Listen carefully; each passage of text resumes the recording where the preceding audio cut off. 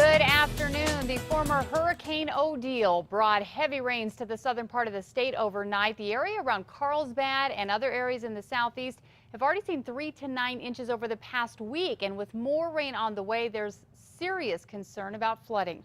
News 13's Catherine Mazzone is in the Newsplex with more. Well, that's right, Kim. According to the National Weather Service, El Paso was hit the hardest with road closures and multiple rescues. Overnight rainfall from what is left of Hurricane Odile has waterlogged several communities in southern Doña Ana County and El Paso. It has flooded some roadways in La Union and Barreno and prompted a temporary shelter to open in Sunland Park. The American Red Cross opened the shelter just after midnight at the Senior Center in Sunland Park in anticipation of a few homes that were evacuated. But the shelter was deactivated early Thursday morning.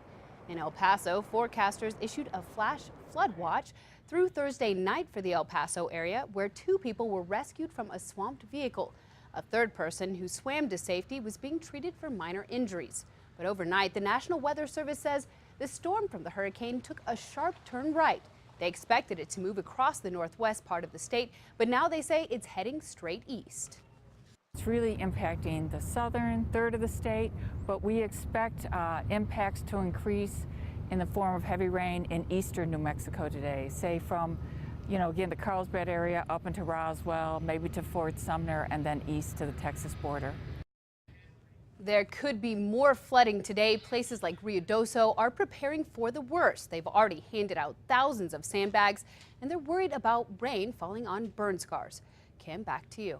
Thanks, Catherine. Now, we do have a crew down in southeastern New Mexico. We will have the latest on the potential flooding in a live report on News 13 at 4.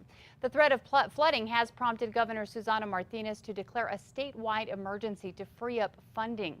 The governor has also called out the National Guard, deploying soldiers to strategic locations around the state, especially those affected by the burn scars where the heavy rain could cause serious damage. And the Red Cross is setting up shelter in Sunland Park due to the flooding there. Let's get the latest on the storm from Cassandra Crimmy.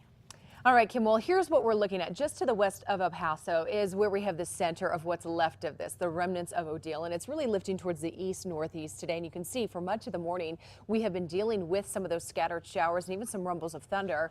And as you take a look, this is a look at the last just 12 hours, radar estimated totals, where we're looking at just under Lovington, we got about 2 inches of rainfall. Carlsbad, south of you, just over 3 inches of rainfall. We also saw a good batch of rain just south of Alamogordo and near Las Cruces, about 3/4 of an inch in the last 12 hours. And we'll continue to see some more of this rain. We still have the scattered showers, even some advisories to talk about. Near Grady, Clovis, near Melrose, we do have some heavy rainfall there. This has actually sparked an aerial flood advisory for us this morning. Then as we make our way down closer towards Las Cruces, Hatch, Deming, we do have a batch of some scattered steady rainfall there as well. Now we'll continue to track really our southern and eastern zones for today. Much of northern New Mexico is going to stay on the rain-free side, but lots of watches, flash flood watches for the entire southern half of the state. And we do have the aerial flood advisories. I'll break that down for you coming up in just a few minutes.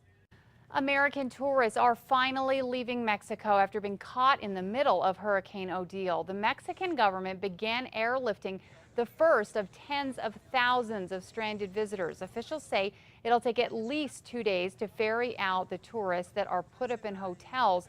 Many of those hotels have been converted to shelters. Thousands are still without electricity, water, or phone service. There's also been a problem with looting, so many of the tourists have been advised to stay in their hotels. Many tourists tell us the hotels are now running out of food and water.